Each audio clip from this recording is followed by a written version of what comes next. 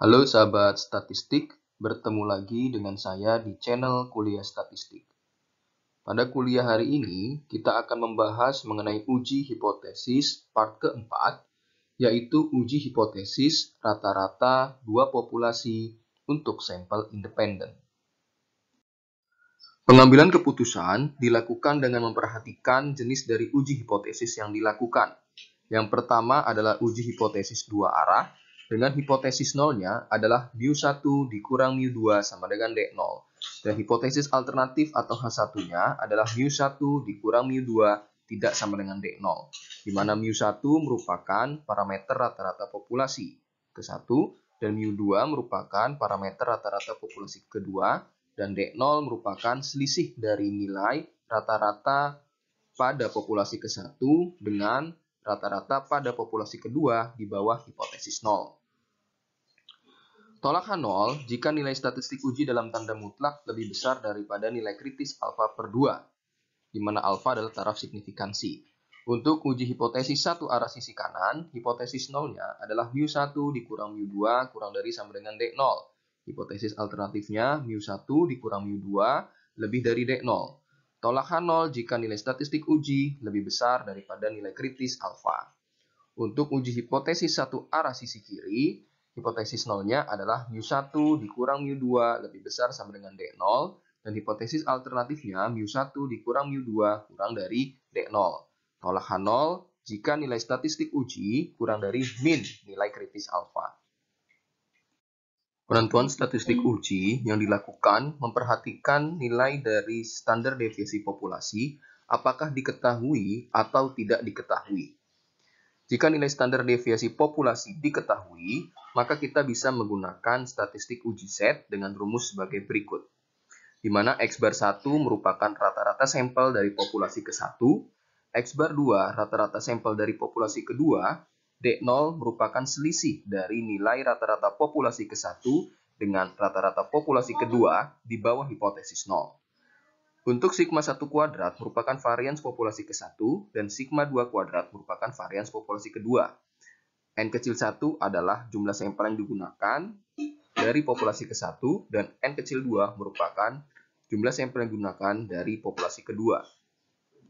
Ketika nilai standar deviasi populasi tidak diketahui, maka kita bisa menggunakan statistik uji T, di mana statistik uji T nantinya dibagi lagi menjadi dua, yaitu ketika standar deviasi populasi 1 sama dengan standar deviasi populasi 2, dan standar deviasi populasi 1 tidak sama dengan standar deviasi populasi kedua. Jika standar deviasi populasi 1 sama dengan standar deviasi populasi kedua, maka rumus statistik uji T-nya adalah sebagai berikut, di mana SP merupakan standar deviasi sampel gabungan. Standar deviasi sampel gabungan diperoleh dengan rumus sebagai berikut, yaitu standar deviasi sampel gabungan kuadrat merupakan rumusnya adalah sebagai berikut, di mana S1 kuadrat merupakan varians dari sampel populasi 1 dan S2 kuadrat merupakan varians dari sampel populasi kedua.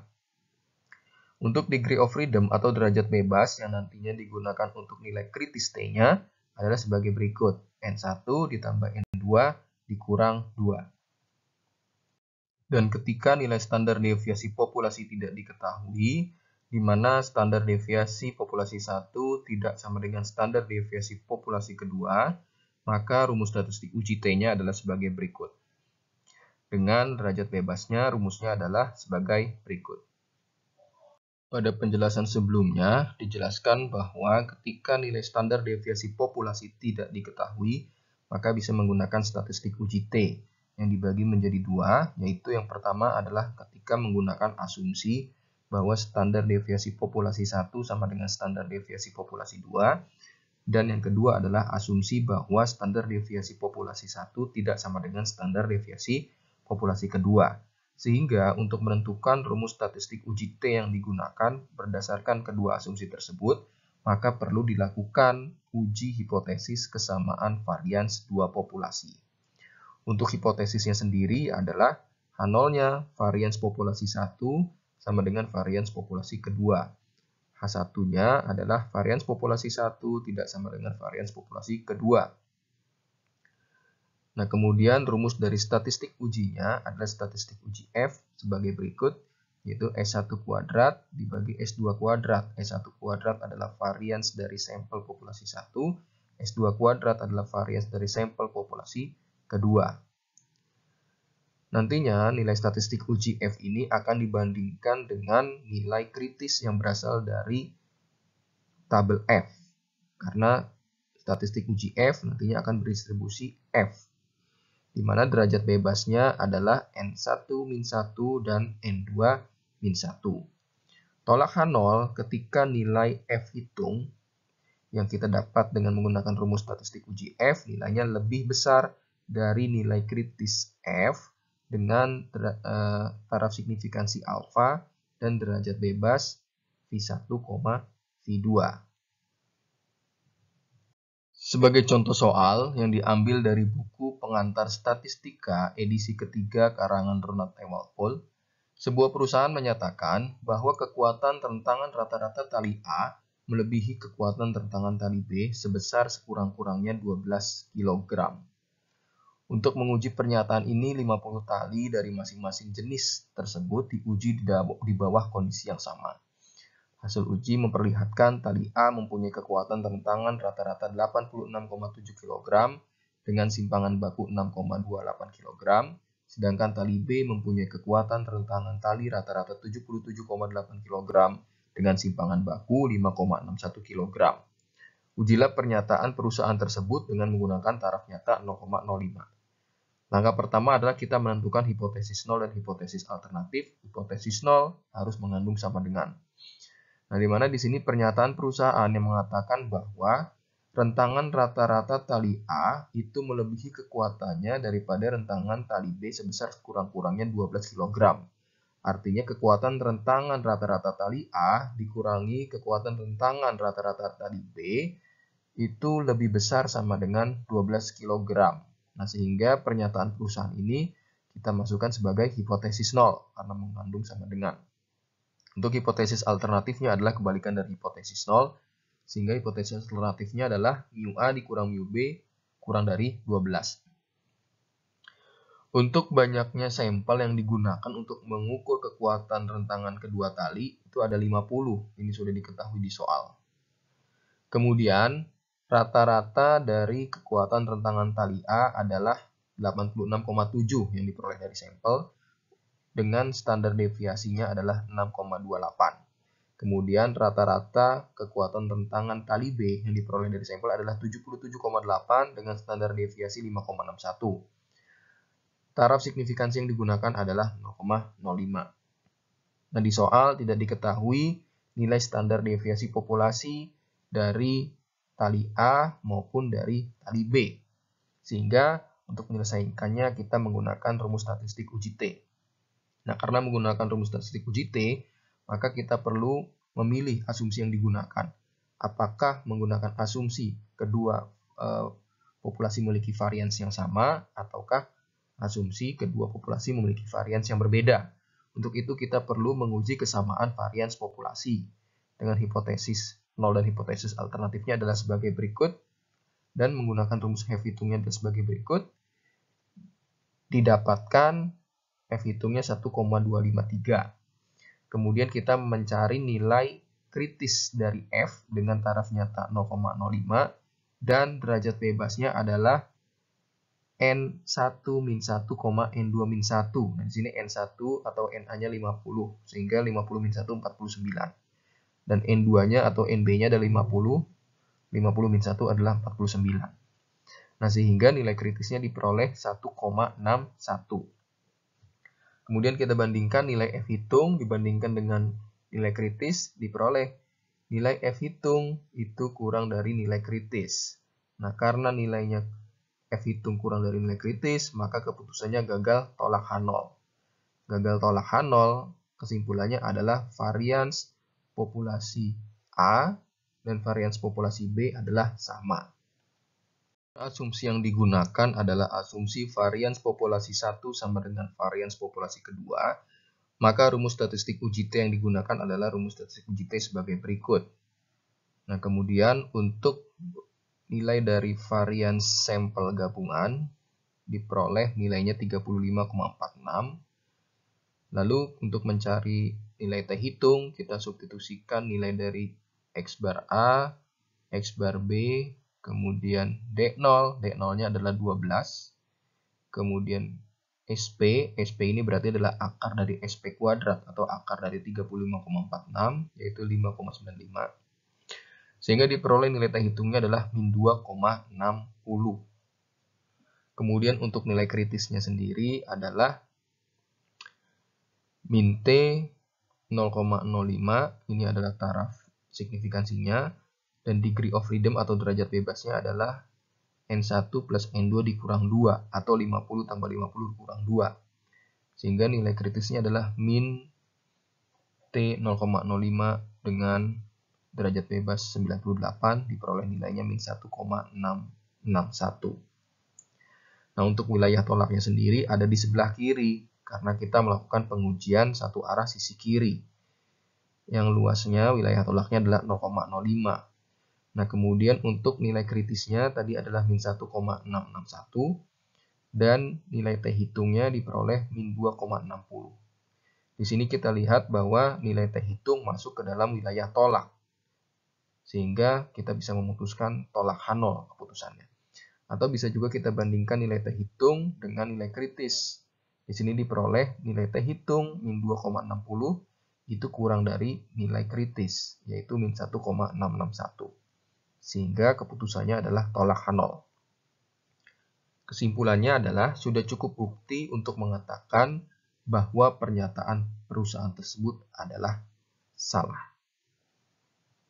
Contoh soal kedua, suatu penelitian ingin melihat apakah peningkatan konsentrasi substrat akan memberikan pengaruh yang berarti pada kecepatan suatu reaksi kimia.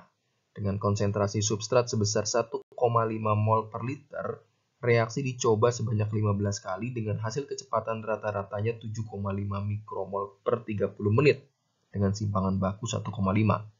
Dengan konsentrasi substrat 2,0 mol per liter, reaksi dicoba sebanyak 12 kali dan kecepatan rata-ratanya ternyata 8,8 mikromol per 30 menit dan simpangan baku 1,2.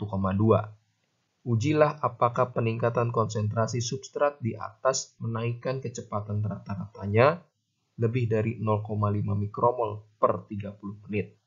Gunakan taraf nyata 0,01 dan asumsikan bahwa kedua populasinya menghampiri sebaran normal dengan ragam sama. Pertama kita tentukan hipotesis nol dan hipotesis alternatifnya. Nah, di sini diketahui bahwa pertanyaannya adalah ujilah apakah peningkatan konsentrasi substrat, maksudnya ini adalah ketika konsentrasi substratnya 2,0 mol per liter, apakah akan meningkatkan kecepatan rata-ratanya lebih dari 0,5 mikromol per 30 menit dibandingkan ketika konsentrasi substratnya adalah 1,5 mol per liter. Nah, sehingga di sini pernyataan ini akan masuk sebagai hipotesis alternatif karena dia tidak mengandung sama dengan, ya. Jadi hipotesis alternatifnya adalah mu 2,0 dikurang mu 1,5 lebih dari 0,5. Nah, kemudian untuk hipotesis nolnya adalah kebalikan dari hipotesis alternatifnya, sehingga hipotesis nolnya adalah sebagai berikut. Kemudian untuk jumlah sampel, kemudian rata-rata sampel dan standar deviasi sampel, dan juga taraf signifikansi yang digunakan sudah ada di soal. Nah, kemudian karena nilai standar deviasi populasi tidak diketahui, maka kita menggunakan statistik uji T. Namun di sini di soal sudah diminta agar kita melakukan analisisnya dengan mengasumsikan bahwa ragam kedua populasi sama, sehingga kita tidak perlu lagi melakukan pengujian kesamaan varians populasi, ya. Jadi kita langsung menggunakan rumus statistik uji T untuk asumsi varians kedua populasi sama. Berikut adalah rumus dari statistik uji T dengan asumsi varians kedua populasi sama. Ya, sama seperti pada soal nomor 1 yang tadi. Nah, kemudian di sini diperoleh nilai T hitungnya adalah 1,50. Kemudian nilai kritisnya kita menggunakan T, taraf nyata 0,01, dan degree of freedom-nya adalah N1 tambah N2 kurang 2, yaitu 12 tambah 15 dikurang 2. Sehingga nilai kritisnya adalah nilai kritis T, taraf uji atau taraf nyatanya 0,01, dan derajat bebas atau degree of freedom-nya 25. Nilainya adalah 2,485. Kemudian untuk wilayah tolaknya ada di sebelah kanan karena kita melakukan pengujian satu arah sisi kanan. Dengan luas 0,05 dan nilai kritisnya tadi adalah 2,485. Kemudian nilai T hitung 1,50 di sini berada di luar wilayah tolak. Sehingga keputusannya adalah gagal tolak H0. Atau bisa juga kita bandingkan antara T hitung dengan nilai kritis, nilainya adalah 1,50 kurang dari 2,485. Sehingga keputusannya adalah gagal tolak H0. Dan kesimpulannya adalah belum cukup bukti untuk mengatakan bahwa peningkatan konsentrasi substrat menaikkan kecepatan rata-ratanya lebih dari 0,5 mikromol per 30 menit. Yang ketiga, suatu contoh acak berukuran N1 25 yang diambil dari suatu populasi normal dengan simpangan baku sigma 1 sama dengan 5,2 mempunyai nilai tengah X bar 1 81. Suatu contoh acak kedua berukuran N2 36 yang diambil dari populasi normal lain dengan simpangan baku sigma 2 3,4 mempunyai nilai tengah X bar 2 sama dengan 76. Ujilah hipotesis pada taraf nyata 0,06 bahwa mu1 sama dengan mu2 melawan alternatifnya mu1 tidak sama dengan mu2. Langkah pertama kita tentukan hipotesis 0 dan hipotesis alternatif. Hipotesis 0 harus mengandung sama dengan, sehingga mu1 sama dengan mu2 masuk sebagai hipotesis 0, dan hipotesis alternatifnya adalah mu1 tidak sama dengan mu2. Untuk nilai N1, X bar 1, sigma 1, N2, X bar 2, sigma 2 ini sudah berada atau terdapat di soal. Nah, di sini kita sudah mengetahui nilai standar deviasi populasi atau sigma 1 dan nilai standar deviasi populasi kedua atau sigma 2. Sehingga di sini kita bisa menggunakan rumus statistik uji Z. Nah, rumus statistik uji Z-nya adalah sebagai berikut. Kemudian untuk taraf ujinya atau taraf nyatanya adalah 0,06. Sehingga untuk nilai kritis Z-nya kita menggunakan nilai kritis Z alfa per 2 karena kita melakukan pengujian hipotesis dua arah. Jadi Z 0,06 per 2 atau Z 0,03 diperoleh nilai kritisnya adalah 1,881. Kemudian Z hitungnya kita mensubstitusikan nilai X bar 1, X bar 2, dan D0. D0-nya di sini nilainya adalah 0. Karena di sini hipotesis 0-nya mu1 sama dengan min 2 atau mu1 min 2 sama dengan 0. Sehingga D0-nya adalah 0. Nah, sehingga di sini diperoleh Z hitungnya adalah 4,22. Untuk wilayah tolaknya ada 2. Sebelah kiri luasnya 0,03, sebelah kanan luasnya 0,03 karena kita melakukan uji hipotesis dua arah. Untuk nilai kritisnya sebelah kiri min 1,881, sebelah kanan 1,881. Untuk nilai Z hitung 4,22 kita lihat di sini berada di wilayah tolak sehingga keputusannya adalah tolak H0. Atau pengambilan keputusan bisa kita lihat dengan membandingkan nilai Z hitung dalam tanda mutlak kita bandingkan dengan nilai kritis Z alfa per 2. Nah, di sini nilainya 4,22 untuk Z hitung itu lebih besar daripada nilai kritis Z alfa per 2 yaitu 1,881. Sehingga sama saja keputusannya tolak H0.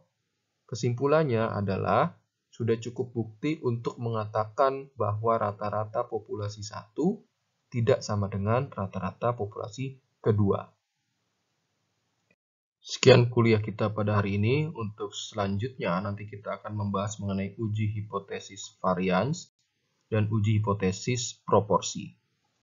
Terima kasih sudah menyaksikan channel Kuliah Statistik. Jangan lupa subscribe, like, comment, and share. Sampai bertemu di kuliah berikutnya.